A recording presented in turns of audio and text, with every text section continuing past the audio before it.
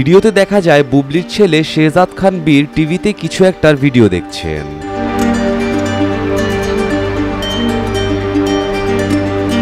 সে তার মাকে mummy mummy বলে ডেকে আনে, তারপর বলে পাপার গান ছেড়ে দাও। বুবলি সাথে সাথেই শাকিব খানের একটি গানের ভিডিও ছেড়ে দেয়, যে ভিডিওতে শাকিবের নায়িকা ছিল তার প্রথম স্ত্রী অপু বিশ্বাস।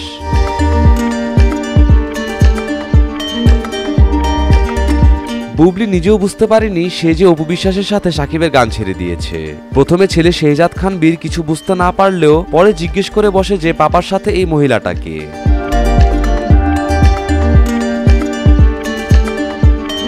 বুবলি তার ছেলের প্রশ্নের কোনো জবাব দিতে পারে না, আর পারবেই বা কিভাবে?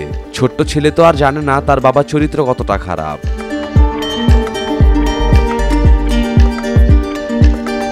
বুবলি কিছু একটা বলে বীরকে সে কথা ভুলিয়ে দেয়।